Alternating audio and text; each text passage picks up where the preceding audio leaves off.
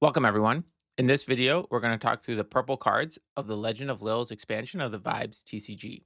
We're going to assess how powerful we think the cards are, taking into account the knowledge we already have from the sneak peek event. So let's start with the penguins. First, we have Lil Moonlight. So this is the purple one fish, two vibe penguin. And again, right, I think this was a missing piece for all of the colors. So it's good that purple has this. I don't think purple will need this as much as other colors. Like, for example, for green, I think the one drop was very critical. Purple, I'm not so sure because purple is generally more of a controlling sitting back deck. So overall, I'm not sure if this will actually see a lot of play, but there might be some sort of aggressive purple decks that do like having a one drop. Next, we have Lil Quaker that says two fish, one vibe, act, pick two location cards in your ice, put them on your bottom of your deck, draw a card. So the act ability here is very difficult. To have two location cards in your deck, in your ice, right? Locations, I don't know how many you can put in a deck. So let's say we're building the location deck, because this card is definitely only working in the location deck. So let's say we have the location deck. Maybe we're running like 16 locations or something like that. At which point, right, that's still, you still need to probably get like 8 cards in your ice before you can activate this. But I mean, if there's any color that can get cards in your ice, it's purple. So maybe, I don't know. So right, the location deck has to be good. So if the location deck, the purple location deck is good, then I still don't know if this card is in it. But it is card advantage, right? So I could see, yeah. So if the purple location deck is good and it's a controlly slow deck, which I guess it probably will be, then I think this card may see play. But even then, I'm not sure because it is also very easy to remove. Next, we have Penguin Who Quakes. Whenever this penguin enters your huddle, reveal the top card of your deck. If it's a relic card with fish cost 4 or less, draw it. Otherwise, put it on the bottom of your deck. So, okay. So, how many? The thing is, like, okay, so this reminds me of Penguin Who might bring a +1. But for Penguin Who might bring a +1 to be good, I think you are typically running about half your deck of of possible targets. So you have to have a ton of relics in your deck. So at some point, there might be a deck that's pretty much all relics. Then this card, but even then, why do you play this card? Right? You need to then still use this card, right? Because there's no point to play this just to draw a new card and have a relic, and then you have a useless one vibe, two fish penguin on the board. So we need to actually need purple pudge. So we need a relic deck that actually wants to have purple pudge, and that's okay running one vibe penguins, which most purple decks are. Um, but even then, like I think you're gonna have to run. So if you need purple pudge, that means you're running also purple actions and other purple penguins, which means you're running less relics. I don't know. It just feels awkward and slow, and the payoff is not consistent. So I think this card will not see play. But maybe there's a deck where it fits in. Wizards, again, we've talked about them already. I think they're amazing. I think right. Also, red, red purple is a great combo. I've been playing this a lot. It's very strong. And then purple green. I'm not really convinced that this combo makes sense, but if the combo eventually makes sense, the wizard will be useful in it. All right, Little Lucky. Whenever another purple penguin in your huddle or a relic you control is ice, you get a physical. Okay, so the idea is we're basically playing the location deck. We have Lil Lucky out. We play another location and we get a fish sickle, but a fish sickle is just such a small reward. So I guess if the purple deck plays a bunch of relics that all end up getting iced, or you have a board clear and then you get a bunch of fish sickles, but you don't draw a lot from the board clear as purple unless it's like a yum yum list, in which case it's not purple. I don't know. I just don't see this reward being that good. Plus three, I don't know. I'm just not impressed by this. I just think this is too small of a reward for, and also the 3 drop. The 3 drop in purple is so competitive. You've got Brainy Penguin, you've got Prosperous Penguin, you've got Cooking Penguin in certain builds. Like, yeah.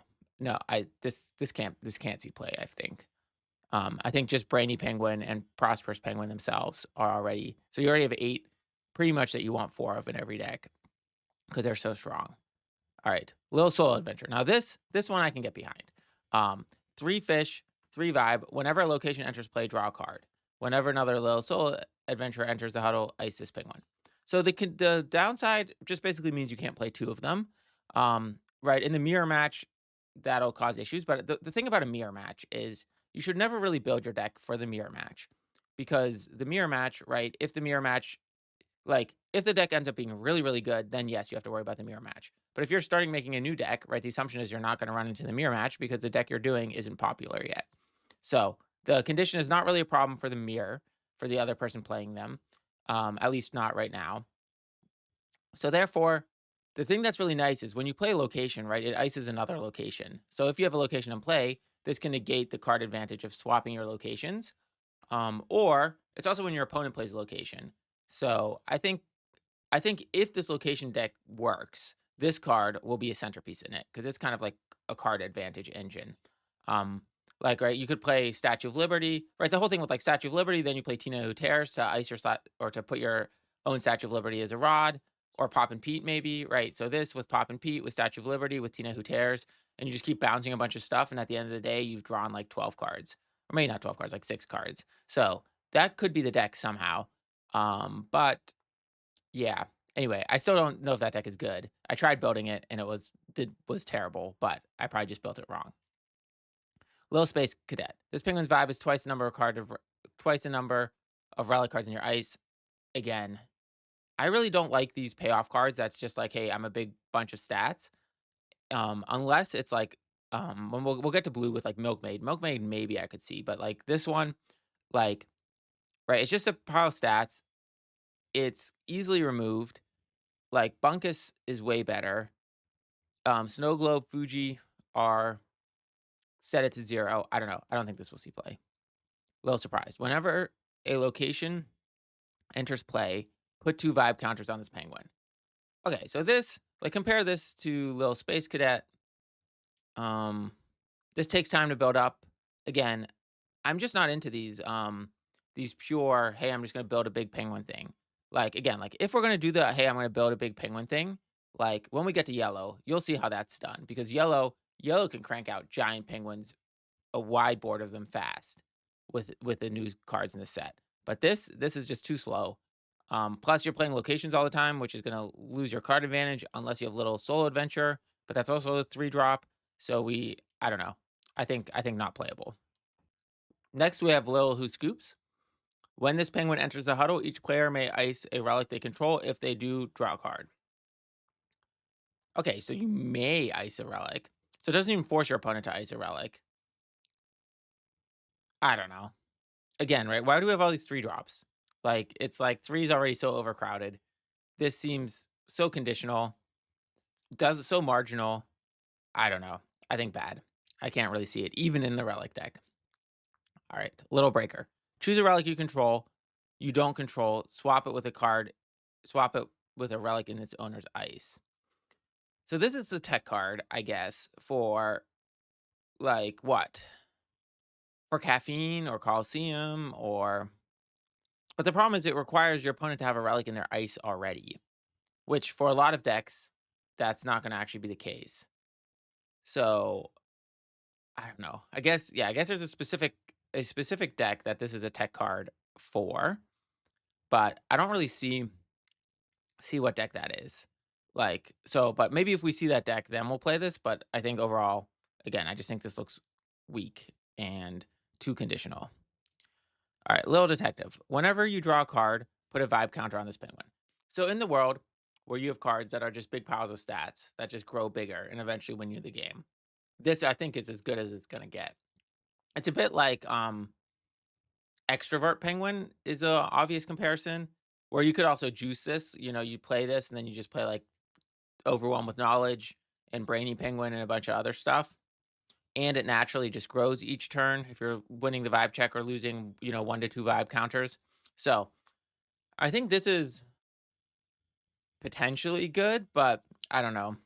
Maybe I'm wrong on this. I just don't really think we're at the point where we can afford to just have to win games by just piles of stats. Like think about like Bunkus. Bunkus does so much more. Bunkus just jumps out of nowhere. It's a win condition and it can be a big pile of stats. I guess this is like immune to Fuji and Snow Globe, so that's like a little better, but I don't know. I think it's gonna be tough to keep up with some of the other stat piles as well, like the yellow ones. Little lookout. When this penguin enters the huddle, search your deck for a location card, reveal it, shuffle your deck, and put it second from the top. Now, so if you have a deck that's built all around a location, this card can potentially see play. So the locations I could see building around, it's like Leaning Tower, Colosseum, Eiffel Tower. So like there are definitely locations that are just critical. And so if you're building one of those, then yeah, Little Lookout is good. I guess if you're doing some sort of like ride the train deck, this shuffles your deck too. So you put all your ride the trains on the bottom and shuffle them back. But again, that seems a little precarious. So I think there might be some decks that play a copy or two of that. If you like really like your deck needs to have its Colosseum on turn 9, for example. If that's the case, maybe you play Little Lookout. Lil Who Slides, whenever this penguin is chosen, ice it. This seems so fragile. Um, So you have to play this with Fuji or whatever. But if you're playing anything with like Fuji, just play Bashful Swordsman. You get 3 more vibe for 1 less fish. So yeah, so maybe the meta is full of decks that can't choose anything, but again, that like seems crazy. So overall, this just seems like a great way to get like 2 for 1 or just lose card advantage because it's so fragile. So I think this card is just really bad. Pebblestone the Brave. So this is the purple swordsman. Again, I'm I'm struggling to see these swordsmen being good, but I guess I definitely could be wrong. Um, just the one vibe, the I guess depending on the metagame, maybe. And if there is a swordsman that's good, I could see the purple red swordsman being the one that's good because this is going to be a more slow controlling type deck, probably. Warden of the Wind. Whenever a Lil wins a vibe check, its controller draws a card. Okay, so the problem with this is it's symmetrical, but if you are in a I guess you could play this in an aggressive deck. So there might be some Lil decks that are always winning the vibe check, and then this could slot in like again, like the yellow the yellow Lil deck maybe. So, right, maybe there's a Lil deck that really focuses on winning the vibe check, and then this can snowball you out of control. So, I don't think it's the purple deck though. Like, so this would probably be an off color card in a different deck. But maybe there's a deck where this is still worth it. So, yeah, we'll see. I could see this seeing play, but the problem is also it's symmetrical, which then means like there's a lot of decks from your opponent. But then I guess you just hold it back in your hand and you only play it once you're winning the vibe check. So okay, but then you don't know because you're winning vibe checks, so your opponent has respawn, so maybe they can play something bigger. I don't know. This could see play though, because it's anything with like infinite card advantage is definitely worth considering. And so I think this goes into the maybe playable bucket. Lil who's down bad. Whenever this penguin enters the huddle, each player draws a card. Okay, this can't be good, right? Um, um, I guess if purple, because it's just like we've had these symmetrical card draw stuff. And then I think right then we've this is competing with like Orb of Hopium, Penguin with Hoops, like things that happen all the time. Like just getting one marginal card draw, I don't think is good enough. I think you need to have like a strategy of like, hey, we're gonna draw a bunch of cards and I can use them better than my opponent. So I don't know. I think this won't be played. I think it's the same way that like sick pull just has really no place. I guess the only thing is if you are trying to ice your opponent's deck and you need to draw on your turn, but then just play Brainy Penguin. Like Brainy Penguin is way better than this for the situation of just finishing the game. Oh no, but I guess Brainy Penguin, you then need Penguin who's okay with that. So yeah, but why do you need a card draw? Because you're passing to your opponent. Well, I guess because then you go to action time, but in action time you can just use sick pull. Then I don't know. Maybe there's a deck that uses this, but I think it's not good. Um, Lil Drippy. So Lil Drippy says this penguin can only act if you control location. Act, pick a location card in your ice with a different name than the location play. Put it into play. Okay, so this is one of the reasons to play the location deck. So again, right, because the idea is you're purple, you can put a Colosseum in your ice, or you can put a arches in your ice, like the 10 fish one, and then you use little drippy, you play a Mount Fuji, and you flop it, switch it with your big location. Or you have like these combos, like you have a Statue of Liberty in your ice, and a Fuji or a Statue of Liberty and something else, and you keep flopping your locations back and forth, which are then bouncing your penguins in and out. Like, right, yeah. So that could work too. So this I think would be a cornerstone of the location deck. I just don't know if that location deck is good. That's the question. Like it seems like it doesn't really have the payoffs. Like, what are the payoffs here? You like get to draw an extra card. Or yeah, here. So you draw a bunch of extra cards. Okay, so yeah. So I guess the payoffs are Little Soul Adventure and then Little Drippy's the engine and Little Soul Adventure is the payoff.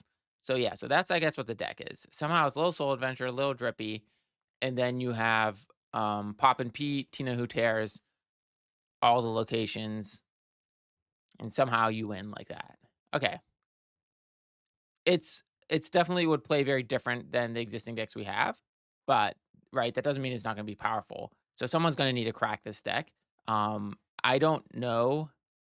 I played around with it for a bit and got nowhere, but again, like I think this is a very different deck than how Vibes is normally played. And so maybe it's really good and we just haven't figured it out. All right. Petite Pour. Whenever you play a relic, choose a penguin and flop it. Okay. So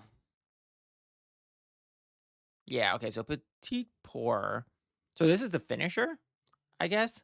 So you play this, and then you can play several relics the next turn, flop a bunch of stuff. I don't know. That just seems so slow. I just think you'd be better off with like a Bash Globe finish or something like that. So I don't know. Or a Leaning Tower finish, maybe. Like right, right, we're playing a bunch of relics. I think Leaning Tower would be a good finisher, maybe. At which point this is like anti-synergy with Leaning Tower. So I don't know. I don't think this is good. I think it's way too expensive for what it does. I think if we're going this like location deck, I think the cards that are really good are Lil Soul Adventure, Lil Drippy. Then we need ways to fill our ice. So then we're playing like Brainy Penguin, Penguin Who's Okay, um, the self mill package, Charming Melodies, maybe. Then Lil Quaker, maybe. And then somehow I still don't see like how we win. Oh, and then we have to do like the Statue of Liberty, Pop and Pete, Tina Who Tears package, maybe. And again, right. I feel like that's like the rough outline of the deck, but I don't really see how it wins. Okay, let's jump over to the actions. The first action we have is Be Big and Goofy, which says choose a Lil. That penguin is no longer a Lil for the rest of the cycle. Draw a card. Okay, so it is kind of nice to get some card draw off of Prosperous Penguin, but you need to have a Lil to choose. And then you could have some really crazy card advantage here. If there's like some card that says like require something to be a Lil, you can end up basically fizzling in action. So I guess meta dependent, like if there's decks that play Prosperous Penguin and there's situations where this card is useful, I could see it being like a one or two of.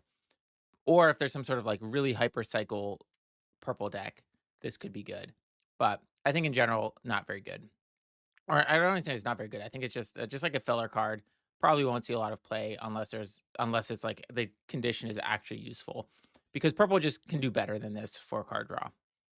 All right, Build a Burrito. I think we already talked about this in green. So choose an action, cancel it, put on top of your owner's deck. If green purple is a thing, this card could see play. I think this is good enough if that deck is, but not good enough to make that deck. Layer Lasagna. I think this card is great because it works with Prosperous Penguin. And yeah, it's just another thing to add to the removal toolkit. Like the way I think about with Prosperous Penguin is because you have a big ice, you want to have as many options for removal. Like if in your ice you have a philosophical debate, a layer lasagna, and an adventure squad, when you then play Prosperous Penguin, you can pick whichever one makes the most sense for that condition. So therefore, I think it makes sense then just to run like two of each or something like that. So I think this card is good.